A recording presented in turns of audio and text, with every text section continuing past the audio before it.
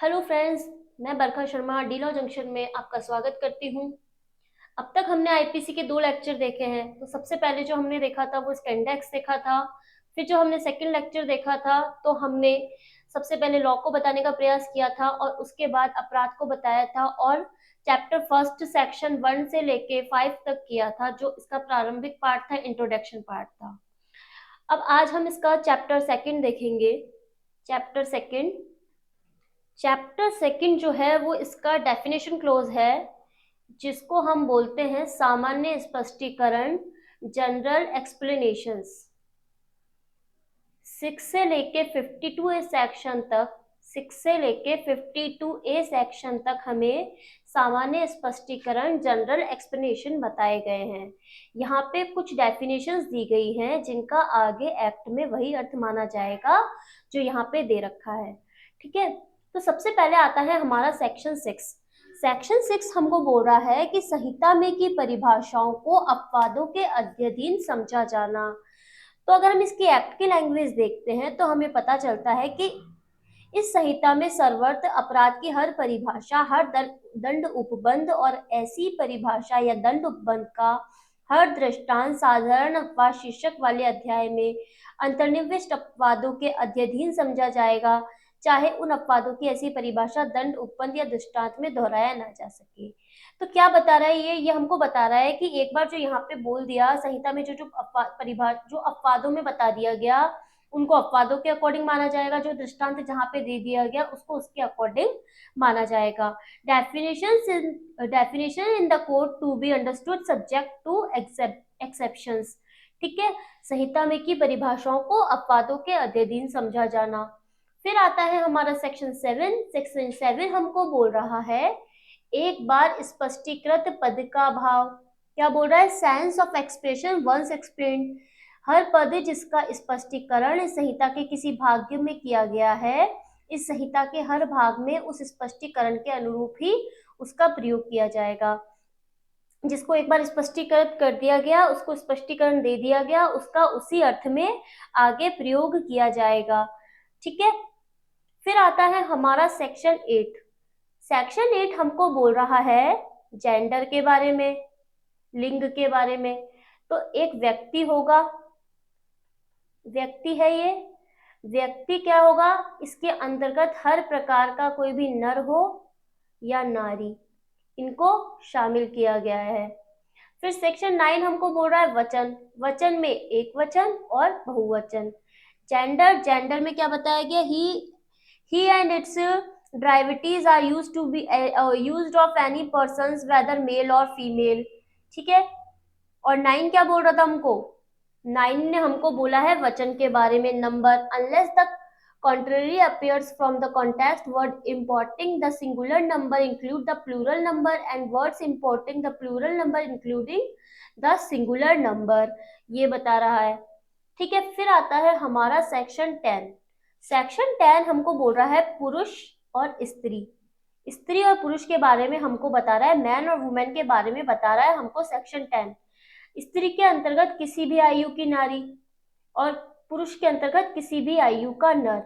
मान लो अगर किसी बच्ची के संग भी अपराध किया गया हो तो उसको भी स्त्री के अंतर्गत काउंट किया गया हो, चाहे वो स्त्री जस्ट पैदा हुई हो।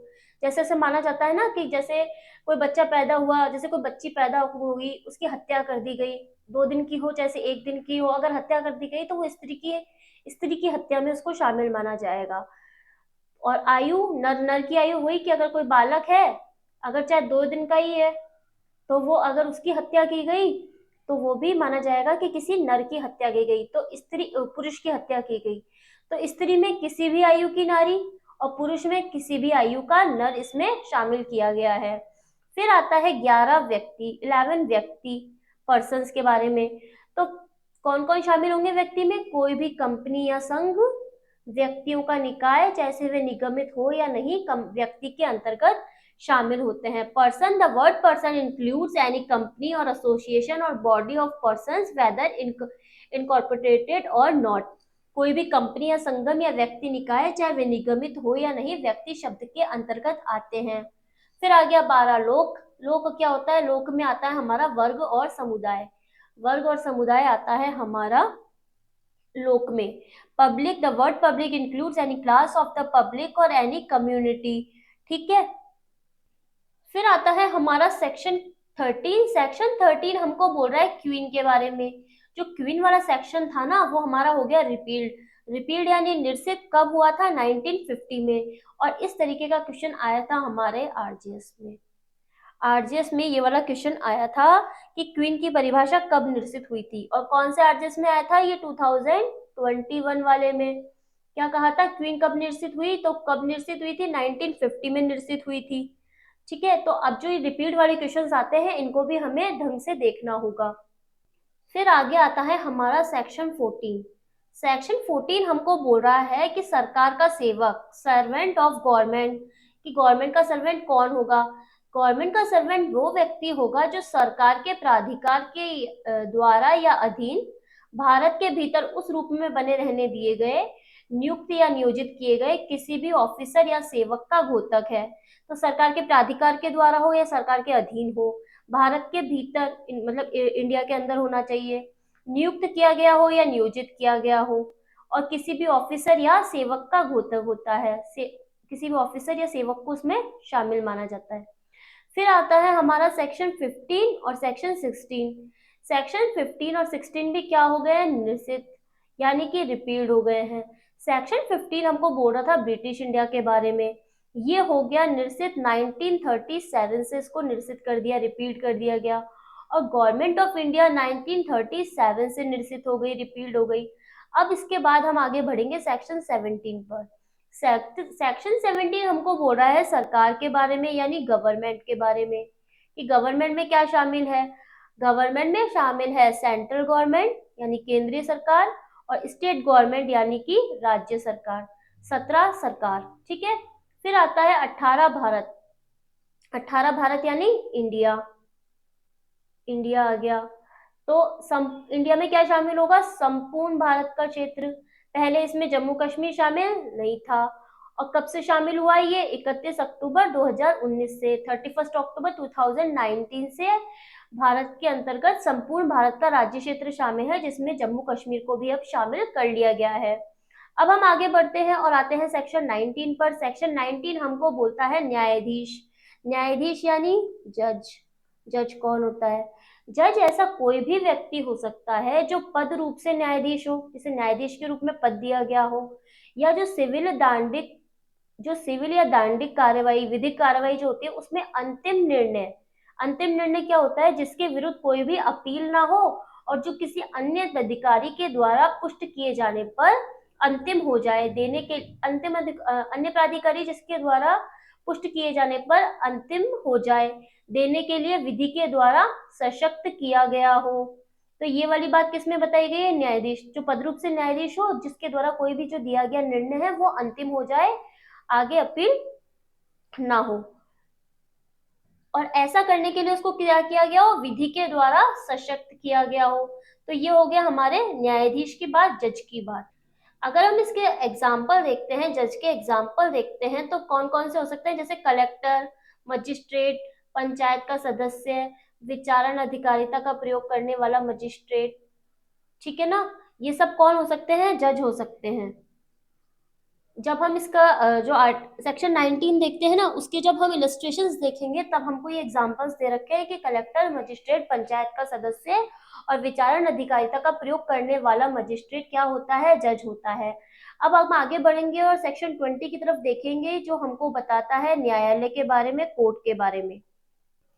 इसे इंग्लिश में बोला जाता है कोर्ट ऑफ जस्टिस। तो न्यायालय से अभिप्राय न्यायाधीशों के ऐसे न्यायालय से है जो अकेले ही न्यायिक कार्य करने के लिए विधिज्ञ सशक्त किया गया हो, या जो न्यायिक कार्य करते हो। ठीक है, तो अब इसमें क्या क्या, लॉर्ड कॉक ने क्या कहा था कि न्यायालय एक ऐसा स्थान है जहाँ न्याय की न्यायिकता पूर्ति की जाती है। ठीक है, कॉक ने बोली थी ये बात कि न्यायालय एक ऐसा स्थान है जहाँ न्याय की न्यायिकता पूर्ति की जाती है। अब आगे बढ़ते हैं और चलते हैं लोक सेवक की तरफ। सेक्शन 21 है, वो हमको बताता है लोक सेवक के बारे में, कि लोक सेवक कौन होता है। ठीक है, जब हम सेक्शन 21 को देखते हैं, तो वो हमको पब्लिक सर्वेंट के बारे में बताता है। तो वो बता रहा है हमको कि लोक सेवक शब्द उस व्यक्ति का घोतक है जो इन निम्न पॉइंट्स के अंतर्गत, जो हमने नीचे पॉइंट्स दे रखे हैं ना, ये इन पॉइंट्स के अंतर्गत आता है, वो व्यक्ति लोक सेवक होता है।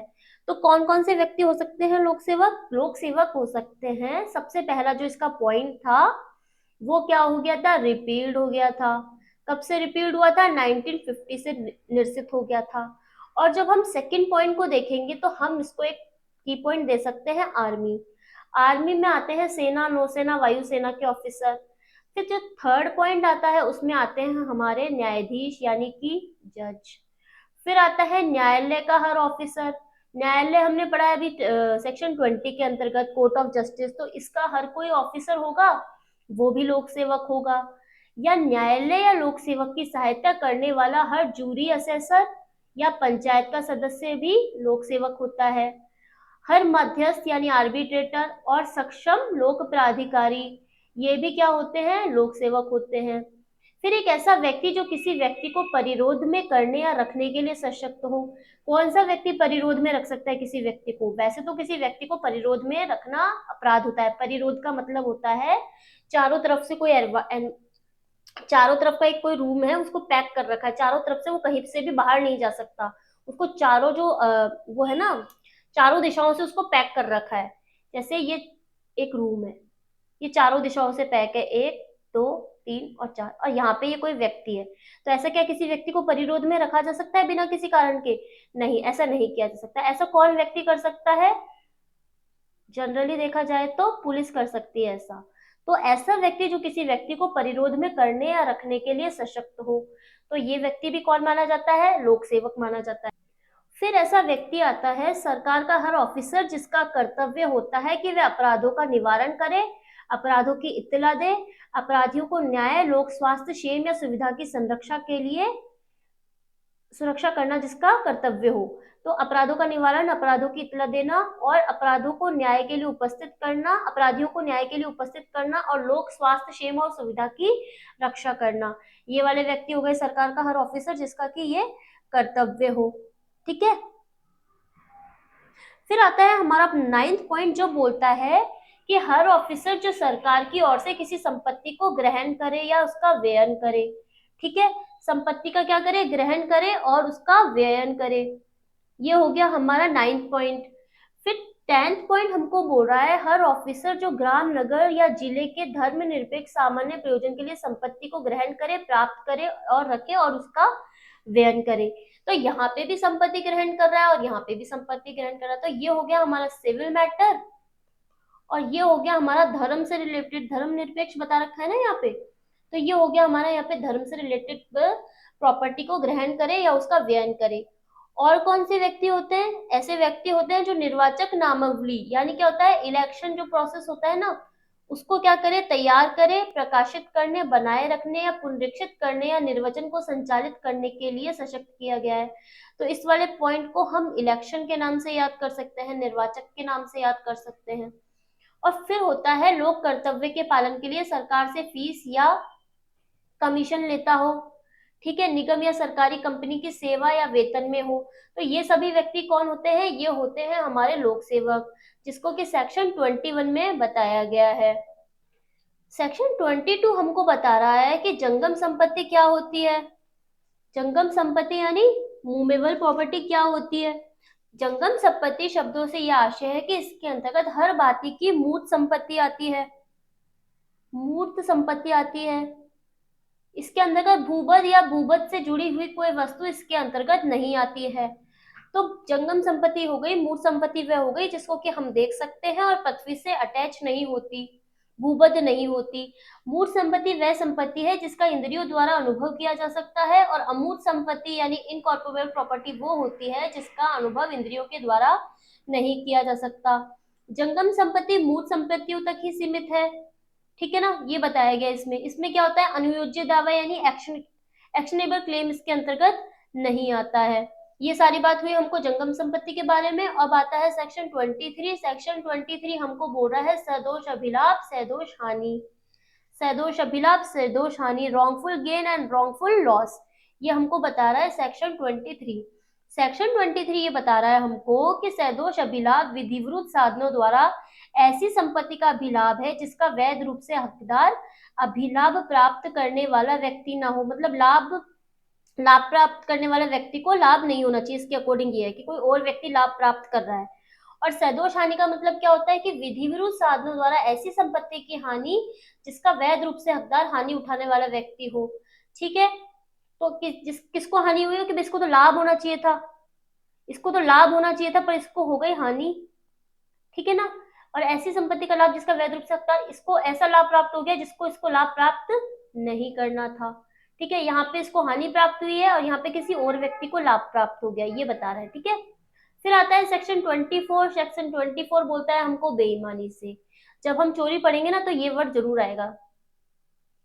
किसी को सदोष लाभ या किसी को सदोष लाभ तथा अन्य को हानिकारित करे वह उस कार्य को बेईमानी से करता है, ये कहा जाता है। क्या बोल रहा है, जो कोई साक्ष्य से कोई कार्य करता है कि एक व्यक्ति को सदोष अभिलाभ कारित करे और अन्य व्यक्ति को सदोष हानि कारित करे तो वह उस कार्य को बेईमानी से करता है, ये कहा जाता है। ठीक है, फिर आगे बढ़ते हैं और चलते हैं हम 25 पे, जो बोलता है हमको कपट पूर्वक।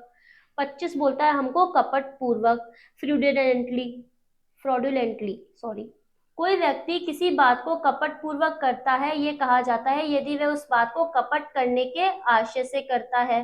अगर वह कपट करने के आशय से करता है तो ऐसा माना जाता है कि वो कपट पूर्वक कार्य कर रहा है। फिर 26 आ गया हमारा विश्वास करने का कारण। कोई व्यक्ति किसी बात के विश्वास करने का कारण करता है, ये कहा जाता है जब वह उस बात को विश्वास करने का पर्याप्त हेतु रखता है, अन्यथा नहीं। विश्वास करने का कारण, रीजन टू बिलीव।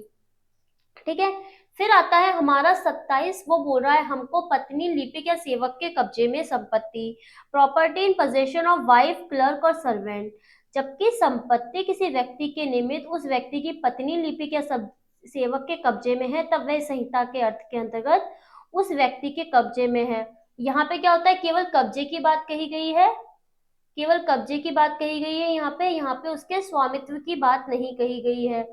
ठीक है, तो किस किस में आती है, पत्नी के पास संपत्ति हो, लिपिक के पास यानी क्लर्क के पास, और सेवक यानी नौकर के पास, सर्वेंट के पास अगर कोई संपत्ति है तो उस व्यक्ति के अंडर में वो प्रॉपर्टी है, ऐसा माना जाता है। फिर आता है हमारा सेक्शन 28। वो हमको बोल रहा है कूटकरण के बारे में। सेक्शन 28 बोल रहा है हमको कूटकरण को क्या बोलते हैं, काउंटरफीट। जो व्यक्ति एक चीज को दूसरी चीज के सदृश, सदृश यानी होता है कि उसके समान, इस आशय से करता है कि वह उस सदृश्य से प्रवंचना करे। प्रवंचना मतलब उसको इस तरीके से डिजाइन कर दे, ये संभाव्य जानते हुए करता है कि तद द्वारा प्रवंचना की जाएगी। प्रवंचना करना मतलब ऐसा माना जाएगा, तो वह कूटकरण करता है, ये कहा जाता है। ठीक है, तो इसमें दो एक्सप्लेनेशंस भी दे रखे हैं। तो सबसे पहला बता रहा है एक्सप्लेनेशन 1 कि कूटकरण के लिए आवश्यक नहीं है कि ये नकल ठीक वैसी की वैसी हो, और जब कोई व्यक्ति एक चीज को दूसरी चीज के सदृश्य यानी समान कर दे और सदृश्य ऐसा है कि तद द्वारा किसी व्यक्ति को प्रवंचना हो जाती है। प्रवंचना यानी वो विश्वास कर लेता है उस बात पे, तो जब तक तत्प्रतिकूल साबित न किया जाए यह उपधारणा की जाएगी कि जो व्यक्ति एक चीज को दूसरी चीज के इस प्रकार सदृश्य बनाता है उसका उस सदृश्य द्वारा प्रवंचना करने का था, यह संभाव्य जानता था कि एक द्वारा प्रवंचना की जाएगी। मतलब उसकी इस बात पर विचार किया जाएगा। अगर इसका कंक्लूजन देखें ना तो हमको इसका अर्थ ये मिलता है कि कोई व्यक्ति एक चीज को दूसरी चीज के समान इस तरह से कर देता है कि उस पर विश्वास कर लिया जाए या उस पर विश्वास कर लिया जाएगा, इस आशय से करता है कि उस बात पर विश्वास कर लिया जाएगा। मतलब उसका क्या आशय होता है, उसका आशय होता है धोखा देने का आशय। धोखा देने का आशय होता है कूटकरण के माध्यम से वो किसी अन्य व्यक्ति को धोखा देना चाहता है। फिर आता है हमारा सेक्शन 29। सेक्शन 29 भी बहुत इंपॉर्टेंट सेक्शन है। सेक्शन 29 हमको बोल रहा है डॉक्यूमेंट के बारे में, दस्तावेजों के बारे में। दस्तावेज किसी ऐसे विषय का द्योतक है जिसको किसी पदार्थ पर किस माध्यम से, अक्षरों, अंकों या चिन्हों के साधन के द्वारा या उनमें से एक से अधिक साधनों के द्वारा अभिव्यक्त या वर्णित किया गया हो। किसी पदार्थ पर, ये पदार्थ है, इस पर अक्षर या अंकों आदि या कोई चिन्ह बना दिया, जैसे ये एरो का निशान हो गया, ये चिन्ह हो गया, तो इनके द्वारा उनमें से एक से अधिक साधनों द्वारा अभिव्यक्त या वर्णित किया गया हो जो विषय के साक्ष्य के रूप में उपयोग लिया जा सके। तो ये सब क्या होते हैं, दस्तावेज होते हैं, डॉक्यूमेंट होते हैं। डॉक्यूमेंट में कौन कौन सी चीजों को शामिल किया गया है? डॉक्यूमेंट में शामिल किया गया है करेंसी नोट, चेक, मानचित्र या रेखांक यानी मैप्स हो गए, मुक्तारनामे हो गए, कोई विवाह विच्छेद की डिग्री हो गई, कोई वसीयत हो गई, किसी कर को जो निर्धारित किया गया हो तो वो हो गया। तो ये सब हो गई हमारी बात डॉक्यूमेंट की। डॉक्यूमेंट के से रिलेटेड एक सेक्शन और आता है, वो आता है हमारा सेक्शन 29A। 29A हमको बोल रहा है इलेक्ट्रॉनिक अभिलेख के बारे में, ई रिकॉर्ड के बारे में। तो ये क्या बता रहा है कि जो आईटी एक्ट 2000 का सेक्शन 2 का न है, तो इसमें जो इलेक्ट्रॉनिक अभिलेख की परिभाषा दे रखी है, इलेक्ट्रॉनिक रिकॉर्ड की परिभाषा दे रखी है, उसका वही अर्थ यहाँ पे भी माना जाएगा। जब हमने पहले पढ़ा था तो 2(1) टैग के अंतर्गत हमने कंप्यूटर साधन की परिभाषा पढ़ी थी। जब हम सेक्शन 1 से लेके 5 तक पढ़ रहे थे तो उस बीच में हमने इसको देखा था। ठीक है, जब हमने राज्य क्षेत्रातीत अपराधों पर संहिता का विस्तार पढ़ा था सेक्शन 4 के अंतर्गत, तो वहां पे जो कंप्यूटर साधन की परिभाषा थी वहां पे ये था। ठीक है, 2(1) टैग आईटी एक्ट का सेक्शन 2(1) टैग में था कंप्यूटर, और न में क्या आ रहा है? इलेक्ट्रॉनिक अभिलेख।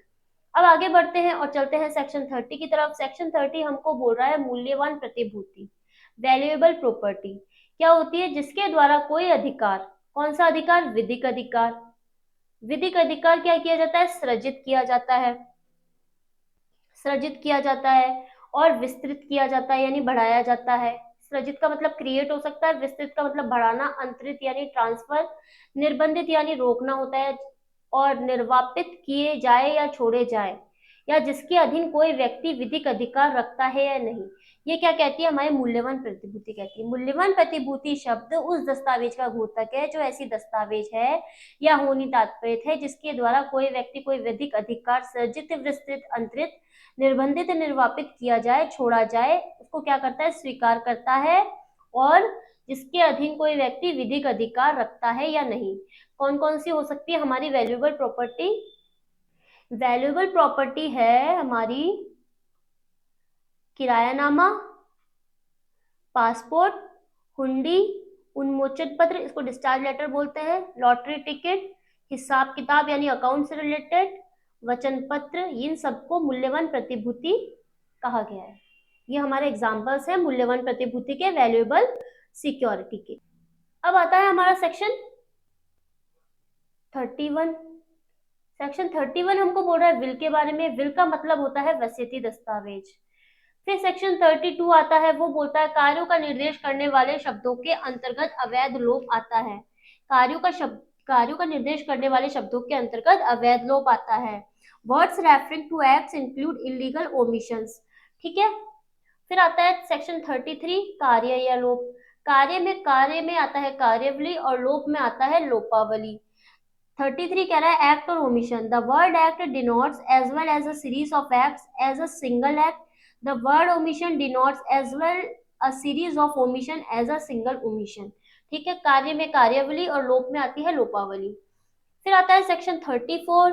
सेक्शन 34 बोलता है हमको कि सामान्य आशय को अग्रसर करने में कई व्यक्तियों के द्वारा किए गए कार्य। ठीक है, तो कोई आपराधिक कार्य होगा, वो किसके द्वारा किया जाएगा? कई व्यक्तियों के द्वारा, और उनका क्या होना चाहिए? सभी का सामान्य आशय होना चाहिए। ठीक है, तो सबके सामान्य आशय को अग्रसर करने में किया जाता है, तो इनमें से हर व्यक्ति उस कार्य के लिए उसी प्रकार दायित्व के अधीन होगा कि मानो वह कार्य उस व्यक्ति ने अकेले किया हो। ठीक है, तो यह क्या होता है? इसको हम जब पढ़ेंगे तो हम इसको पढ़ते हैं साथ में, रीड विथ हो गया हमारा सेक्शन 149। 149 जो सेक्शन है उसके साथ हम पढ़ेंगे कि सामान्य उद्देश्य को अग्रसर करने में कई व्यक्तियों के द्वारा किए गए कार्य। ये हो गया हमारा सेक्शन 149। और सेक्शन 34 हमको बोलता है सामान्य आशय को अग्रसर करने में कई व्यक्तियों के द्वारा किए गए कार्य। तो जो सेक्शन 34 है हमारा, यह एक साक्ष्य का नियम है, ये कोई अपराध घटित नहीं करता। लेकिन जब सेक्शन 149 होता है तो यह एक डिफरेंट अलग तरीके का एक अपराध गठित करता है, और ये पूर्व नियोजित योजना होना आवश्यक है। इसके अंतर्गत मैंने पहले से सब लोगों ने डिसाइड किया हो सामान्य आशय को अग्रसर करने में, मतलब खुद के सामान्य आशय को अग्रसर करने में कार्य किया जाता है, तो इसमें पूर्व नियोजित योजना होना आवश्यक है। सभी सदस्यों का आशय और वास्तविक भागीदारी होनी आवश्यक है, और इसके थ्रू एक सिद्धांत निकलता है, एक डॉक्ट्रिन निकलता है, उसे बोलते हैं आणविक दायित्व का सिद्धांत। ठीक है। और इसमें क्या होता है, सेम ऑफेंस के लिए लायबल हो वो व्यक्ति ऐसा आवश्यक नहीं है। इसमें क्या होता है, सेम ऑफेंस के लिए लायबल होना आवश्यक नहीं है। लेकिन जब हम देखते हैं सेक्शन 149 को, तो उसमें क्या बताया गया है कि इसका मतलब है सामान्य उद्देश्य को अग्रसर करने में किए गए अपराध। इसमें क्या होता है, विधि विरुद्ध जमाव के सदस्य होते हैं। विधि विरुद्ध जमाव के जो सदस्य होते हैं ना, जो हमें बताए गए सेक्शन 141 में, तो उनके द्वारा, जिसके कितने, कम से कम कितने सदस्य होते हैं, 5। तो उन 5 सदस्यों के द्वारा क्या होता है, बिना योजना के, इसमें योजना बनाना भी आवश्यक नहीं होता, और इसमें क्या होती है, भागीदारी भी आवश्यक नहीं होती है। जबकि यहाँ जो है सेक्शन 35 में, यहाँ पे नंबर डिपेंड नहीं करता है, नंबर डिपेंड नहीं करता। ठीक है। इसमें पूर्व नियोजित होना आवश्यक है, यहाँ पे नहीं आवश्यक है। इसमें विधि विरुद्ध जमाव के सदस्य होते हैं, जबकि यहाँ पे नहीं होते। ये साक्ष्य का नियम है, जबकि ये अपने आप में एक अपराध को गठित करता है। तो अब जब हम सामान्य आशय को देख रहे हैं, तो अब इसमें देखें तो 2 इंपॉर्टेंट केसेस आते हैं। इसमें आता है एक वारेंद्र कुमार घोष घोष का केस, और दूसरा आता है महबूब शाह का case. Varendra Kumar Ghosh versus emperor 1925 और महबूब शाह वर्सेस एम्परर 1945। जो वारेंद्र कुमार का केस है, उसमें हमको क्या बताया गया है, उसमें बताया गया है कि जब अभियुक्त तो पूर्व नियोजित योजना के निष्पादन में सक्रिय भाग लेते हैं, तब सेक्शन 35 के प्रोविजंस जो होते हैं वो लागू हो जाते हैं। इसमें सक्रिय रूप से भाग लेने का यह अर्थ नहीं होता कि सभी अभियुक्त अपराध के उसी स्थान पर आपराधिक कार्य को आवश्यक रूप से करें। ऐसा नहीं है कि सामान्य आशयों को अग्रसर करने में हत्या करने के स्थान पर सारे एक साथ खड़े हो, ऐसा नहीं हो सकता। अलग अलग जगह पे, जैसे प्लानिंग कहीं और हुई है, हत्या कहीं और हुई है, साधन कहीं और से इकट्ठे गए, तो वो सभी व्यक्ति, उनका सभी का सामान्य आशय था, तो वो लाइबल माने जाएंगे। ठीक है। और जो महबूब शाह का केस था, जिसको हम सिंधु नदीवाद के नाम से भी जाने जाते हैं, जबकि वारेंद्र कुमार के का जो केस है, उसको पोस्ट मास्टर केस के नाम से भी जाना जाता है। जो सिंधु नदीवाद है, महबूब शाह का वाद है, उसमें क्या कहा गया था, उसमें कहा गया था कि सामान्य आशय एक पूर्व नियोजित योजना है, मस्तिष्कों का पूर्व मिलन है, या समूह के गठन के लिए सभी व्यक्तियों के बीच पूर्व क्या होना चाहिए, विचार विमर्श होना आवश्यक होता है। तो अगर हम सेक्शन 34 का कंक्लूजन देखते हैं, तो इसमें क्या होता है कि सेक्शन 34 हमको बता रहा है कि इसमें सामान्य आशय होता है। इसको सामान्य आशय को अग्रसर करने में कई व्यक्तियों के द्वारा कार्य किया जाता है, पर यहाँ पे नंबर डिपेंड नहीं करता। फिर क्या होती है, इनकी पूर्व नियोजित योजना होती है, और इसमें क्या होना चाहिए, सभी सदस्यों का आशय एक जैसा होना चाहिए और उनके द्वारा वास्तविक भागीदारी होनी चाहिए। ठीक है। ऐसा किसमें बताया गया था हमको, इस सेक्शन 34 के अंतर्गत बताया गया है। सेक्शन 34 में एक केस और आता है, वो आता है ऋषिदेव पांडे का। उसमें बताया गया था कि सामान्य आशय का अनुमान आसपास की परिस्थितियों तथा पक्षकारों के आचरण से भी लगाया जा सकता है। सामान्य आशय घटना स्थल पर भी उत्पन्न हो सकता है, ऐसा ऋषिदेव पांडे के केस में कहा गया था। अब आता है हमारा सेक्शन 35। सेक्शन 35 हमको कहता है कि जबकि ऐसा कार्य इस कारण आपराधिक है कि वह आपराधिक ज्ञान या आशय से किया गया है। जब कोई कार्य कई व्यक्तियों द्वारा किया जाता है जो आपराधिक ज्ञान या आशय से किए जाने के कारण ही आपराधिक है, तब हर व्यक्ति जो उस कार्य में सम्मिलित होता है, शामिल होता है, और वह ऐसे दायित्व के अधीन है, तो मानो वह कार्य उस अकेले व्यक्ति ने उस ज्ञान और आशय से किया है। ये बता रहा है हमको सेक्शन 35। अब सेक्शन 36 बोलता है हमारा अंशतः कार्य द्वारा और अंशतः लोभ के द्वारा परिणाम। कार्य का मतलब कार्य करना, लोभ का मतलब कार्य नहीं करना, उस काम को करने से मना कर देना। तो इस सेक्शन को हम पार्टली पार्टली या फिर अंशतः अंशतः के नाम से भी जानते हैं। तो सेक्शन 36 जो हमको बोल रहा है, वो यह बोल रहा है कि यदि कोई अपराध अंशतः कार्य के द्वारा या अंशतः लोभ के द्वारा किया जाता है, तो उसका परिणाम वैसा ही होगा मानो कि वह कार्य अंशतः कार्य या अंशतः लोभ के द्वारा किया गया है। इसको अगर हम एग्जाम्पल से देखते हैं, तो इसमें बताया गया है, इलस्ट्रेशन बताई गई है जो सेक्शन की, वो हमको ये बता रही है कि क्या क्या करता है अंशतः। ये अंशतः यानी पार्टली, यह को भोजन देने का अवैध रूप से लोभ करके, अवैध रूप से लोभ करके मतलब उसको भोजन देना वैध रूप से आबद्ध है, पर वो क्या करता है, लोभ कर देता है, वो देता नहीं है। और अंशतः यह को पीट कर, मतलब कभी कभी उसको मारता है, कभी कभी उसको खाना नहीं देता है। ऐसा करके क्या करता है, यह की मृत्यु कारित कर देता है। तो यह ने क्या किया, यह ने हत्या कारित कर दी है कै की। ठीक है। तो फिर अब आगे बढ़ के हम जाते हैं सेक्शन 37 पर। सेक्शन 37 हमको बोल रहा है किसी अपराध को गठित करने वाले कई कार्यों में से किसी एक कार्य को करके सहयोग करना। कई किसी अपराध को गठित करने में कई कार्य हुए हैं, कई कार्यों में से किसी भी एक कार्य को करके अगर हमने सहयोग किया है तो वो व्यक्ति क्या करेगा, उस अपराध के लिए दोषी माना जाएगा। ये कौन बोल रहा है हमको? सेक्शन 37 कह रहा है। क्या इसका अगर एग्जाम्पल हम देखते हैं तो ये बता रहा है कि क और ख पृथक पृथक रूप से और विभिन्न समयों पर य को विष की छोटी छोटी मात्राएं देकर उसकी हत्या करने के लिए सहमत होते हैं और क और ख य की हत्या करने के आशय से सहमति के अनुसार य को विष देते हैं। यह इस प्रकार दी गई विष की कई मात्राओं के प्रभाव से मर जाता है। यह क और ख हत्या करने के लिए साहस्य सहयोग करते हैं क्योंकि उनमें से हर एक ऐसा कार्य करता है जिससे मृत्यु कारित होती है। वे दोनों इस अपराध के दोषी होंगे जबकि उन्होंने कार्य क्या किया है, अलग अलग किया है, लेकिन दोनों ने कार्य कैसा किया है, विष देने का काम किया है। तो कई कार्यों में से एक कार्य को करके उसने सहयोग किया है, तो दोनों व्यक्ति अपराधी माने जाएंगे। तो सेक्शन 38 हमको बोल रहा है कि आपराधिक कार्यों में संपृक्त व्यक्ति विभिन्न अपराधों के दोषी हो सकेंगे। संपृक्त का मतलब होता है शामिल। आपराधिक कार्यों में शामिल व्यक्ति विभिन्न अपराधों के दोषी हो सकेंगे। ऐसा कौन बता रहा है हमको? ऐसा बता रहा है हमको सेक्शन 38। फिर सेक्शन 39 हमको बोल रहा है स्वेच्छा के बारे में। सेक्शन 39 हमको बोल रहा है स्वेच्छा। इसका मतलब हो गया वॉलंटरी। कोई व्यक्ति किसी परिणाम को स्वेच्छा कारित करता है ऐसा तब कहा जाता है जब वह उसे उन साधनों के द्वारा कारित करता है जिसके द्वारा उसे कारित करना उसका आशय था, या उन साधनों द्वारा कारित करता है जिससे उसे विश्वास है कि वह कारित कार्य होने की संभावना है। तो वो क्या माना जाता है? स्वेच्छा कार्य करना माना जाता है। वो अपनी मर्जी से काम कर रहा है और उसको पता है कि इसका परिणाम गलत होगा। जैसे कि मान लो एक व्यक्ति किसी व्यक्ति की हत्या कारित करना चाहता है, तो वो स्वयं अपनी मर्जी से चाहता है, उस मर्जी से हत्या करने के लिए वो साधन इकट्ठा करता है। या जैसे चाकू उठाता है, उसको पता है कि उस चाकू से उस व्यक्ति की हत्या हो जाएगी, तो उसने वो काम क्या किया? स्वेच्छा किया। तो ये मतलब वॉलेंटरी किया, अपनी मर्जी से किया। स्वेच्छा का अगर देखा जाए तो शाब्दिक अर्थ यही निकलता है कि स्वेच्छा यानी अपनी मर्जी से। ठीक है। फिर आता है हमारा सेक्शन 40। सेक्शन 40 हमको बोलता है अपराध के बारे में कि अपराध क्या होता है। तो इसमें बताया गया है कि आईपीसी में दंडनीय कोई बात हो, या आईपीसी के साथ साथ स्पेशल लॉ और लोकल लॉ के अंतर्गत कोई दंडनीय बात हो, तो वो क्या मानी जाती है? अपराध मानी जाती है।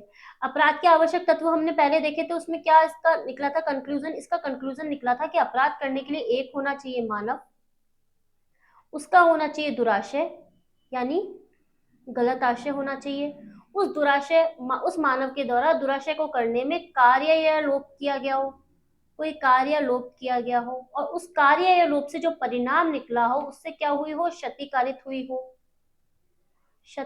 हुई हो। तो ये क्या करती है? अपराध को गठित कर देती है।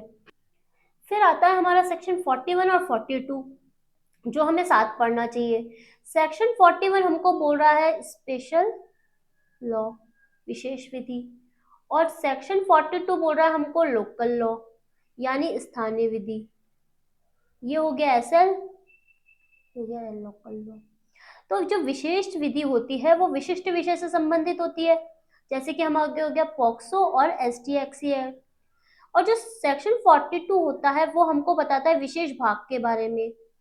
तो ये हो गए हमारे स्टेट से रिलेटेड, जैसे स्टेट का कोई किसी भी स्टेट का रैंड कंट्रोल एक्ट हो गया, या लैंड रेवेन्यू एक्ट हो गया, जैसे राजस्थान रैंड कंट्रोल एक्ट, ठीक है, या UP rent control act, MP का रैंड कंट्रोल एक्ट, ये सब क्या होते हैं? स्थानीय विधि में कवर होते हैं। फिर आता है हमारा सेक्शन 43। सेक्शन 43 हमको बता रहा है अवैध। अवैध क्या होता है कि जो बात अपराध हो वो किसके द्वारा? विधि के द्वारा प्रतिषिद्ध हो है ना, विधि के द्वारा। सिविल कार्रवाई के लिए कोई आधार उत्पन्न करता हो, कोई व्यक्ति किसी कार्य को करने के लिए वैध रूप से आबद्ध हो और उसका लोप करना करता हो तो वह अवैध है। मतलब कोई व्यक्ति किसी काम को करने के लिए आबद्ध हो और वो वह काम नहीं करता हो तो वो अवैध कहलाता है। फिर सेक्शन 44 आता है, वो बोलता है हमको क्षति के बारे में। किसके बारे में बोलता है हमको? क्षति। क्षति होती है इंजरी। इंजरी कैसी हो सकती है? किसी व्यक्ति के मन की हो सकती है, शरीर की हो सकती है, ख्याति की होती है, रेपुटेशन की, संपत्ति की हो सकती है, प्रॉपर्टी की, संपत्ति को अवैध रूप से कारित की गई हो। तो ये हो गई हमारी इंजरी। 44 क्षति, और 45, 46, 47, 48 और 49, 45, 46, 47, 48 और 49 को हम पढ़ेंगे एक साथ। 45 हमको बोल रहा है जीवन के बारे में, लाइफ के बारे में। किसकी लाइफ? मानव जीवन की लाइफ। फिर 46 कह रहा है हमको मृत्यु के बारे में, डेथ के बारे में, मानव की मृत्यु। 47 हमको बता रहा है जीव जंतु के बारे में, वो बता रहा है मानव से भिन्न होना चाहिए कोई भी जीवधारी, मतलब मानव नहीं होना चाहिए, उससे कोई भी भिन्न जो जीवधारी होगा वो जीव जंतु में आ जाएगा। फिर सेक्शन 48 हमको बोल रहा है जलयान के बारे में। 48 बोल रहा है वेसल। वेसल क्या होता है कि मानव को या उसकी संपत्ति को जल के द्वारा परिवहन करने के लिए बनाया गया। तो कोई शिप हो सकता है, कोई बोट हो सकती है, ये हो गया जलयान। ठीक है। फिर आता है सेक्शन 49। 49 हमको बोल रहा है वर्ष मास के बारे में, ईयर मंथ के बारे में। तो ये किसके अकॉर्डिंग डिसाइड होगा? ये होगा ब्रिटिश कैलेंडर के अकॉर्डिंग डिसाइड। फिर सेक्शन 50 हमको बोलता है सेक्शन के बारे में, धारा के बारे में। धारा क्या होती है? जो सिरे पर लगे हुए संख्यांकों के द्वारा सुभिन्न हो। जैसे कि अब यहाँ पे ये जो लिखे हुए हैं ना, सेक्शन 43, सेक्शन 44, ये क्या बता रही है कि जैसे 43 है, ये नंबर दे रखा है एक कि सेक्शन 43 है, इसमें अवैध को बताया गया है, और अवैध की डिटेल कहाँ दे रखी है? इसके अंदर दे रखी है। तो जब कभी भी कोई सेक्शन 43 बोलेगा तो हम क्या समझेंगे? सेक्शन 43 यानी कि अवैध, इलीगल। ठीक है। तो ये जो दिए गए होते हैं ना, ये स्टार्टिंग में ये जो चीजें हैं, ये होते हैं हमारे सेक्शन। जैसे ये वाला हो गया, ये वाला हो गया, सेक्शन 44 हो गया, सेक्शन 45 हो गया, सेक्शन 50 हो गया। तो इसके अकॉर्डिंग क्या, जो सिरे पे लगे हुए संख्यांकों द्वारा सुभिन्न हो, ये होती है हमारा सेक्शन। फिर आता है हमारा सेक्शन 51। सेक्शन 51 हमको बोल रहा है शपथ के बारे में, ओथ के बारे में बोल रहा है। क्या बता रहा है कि शपथ के लिए विधि द्वारा प्रतिस्थापित सत्यनिष्ठ प्रतिज्ञा न ऐसी कोई घोषणा जिसका किसी लोक सेवक के समक्ष किया जाना या न्यायालय में अन्यथा सबूत के प्रयोजन के लिए उपयोग किया जाना विधि द्वारा अपेक्षित या प्राधिकृत हो, शपथ के अंतर्गत आता है। क्या होती है? विधि द्वारा स्थापित सत्यनिष्ठ प्रतिज्ञा या घोषणा लोक सेवक के समक्ष की जाती है, किसी न्यायालय के समक्ष की जाती है, या किसी सबूत के लिए की जाती है, तो वो शपथ कहलाती है। फिर आता है सेक्शन 52। सेक्शन 52 हमको बोलता है सद्भावना पूर्वक कोई बात सम्यक सतर्कता, ध्यान और विश्वास के साथ कार्यों के परिणाम और महत्व के संबंध में हो तो वो सद्भावना पूर्वक कभी भी कही जाती है, कहा जाता है। तो क्या बोल रहा है कि कोई भी बात सद्भावना पूर्वक की गई या विश्वास की गई नहीं कही जाती जो सम्यक सतर्कता और ध्यान के बिना की गई हो। अगर सम्यक सतर्कता ध्यान के बिना की गई हो तो नहीं मानी जाएगी, और सम्यक सतर्कता ध्यान के साथ की गई है तो वो सद्भावना पूर्वक की भी कही जाएगी। और अब आता है हमारा इस चैप्टर का लास्ट सेक्शन, जो बोल रहा है हमको सेक्शन 52A। 52A हमको बोल रहा है हार्बर। हार्बर यानी होता है संचय। संचय क्या होता है कि किसी व्यक्ति को आश्रय, भोजन, पेय, धन, वस्त्र, आयुध, गोला बारूद या प्रवहन यानी जाने आने जाने के साधन देना। ठीक है। और किसी व्यक्ति की सहायता पकड़े जाने से बचाने के लिए करना, ये क्या होते हैं? संश्रय होते हैं। तो ये जो बताया गया है ये हमको बताया गया 52A में। लेकिन अगर पति पत्नी है इसमें तो पति पत्नी का संश्रय इसके अंतर्गत शामिल नहीं होता है। ठीक है ना। तो ये बताया हमको संश्रय के बारे में कि भाई किसी व्यक्ति को आश्रय, भोजन, पेय, धन, वस्त्र, आयुध, गोला बारूद आदि उपलब्ध कराना, और किसी व्यक्ति की सहायता पकड़े जाने से बचाने के लिए करना। तो आज हमने इस चैप्टर में, जो हमारा सेकंड चैप्टर है, इसमें हमने डेफिनेशन क्लोज यानी जनरल एक्सप्लेनेशंस को कंप्लीट किया, जो सेक्शन से 6 से लेके 52A तक। सबसे पहले हमने देखी थी इंडेक्स। इंडेक्स के बाद हमने देखे हैं चैप्टर फर्स्ट जो फर्स्ट से लेके 5th सेक्शन तक था, और ये वाला जो चैप्टर सेकंड है जो 6 से लेके 52A तक है। अब जो हमारी अगली क्लास आएगी उसमें हम देखेंगे चैप्टर 3 दंडों के विषय में, जो सेक्शन कवर कर रहा है 53 से लेके 75 तक। तो आपको ये आईपीसी की सीरीज अगर अच्छी लग रही है, जिसके द्वारा आप अपना फास्ट रिवीजन कर पा रहे हैं, तो प्लीज डी लॉ जंक्शन के साथ जुड़े रहिए। इसको प्लीज लाइक, शेयर और सब्सक्राइब कीजिए, और वीडियो ऐसे ही देखिए। तो आप हमारी ऑफलाइन क्लासेस से भी जुड़ सकते हैं, जिसके लिए नंबर है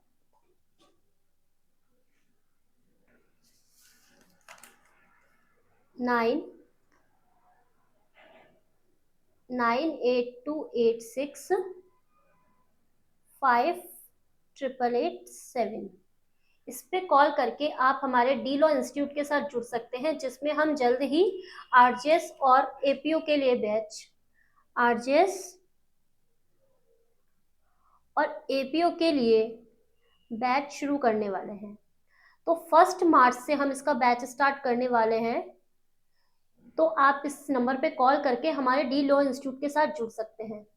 ठीक है, थैंक यू सो मच।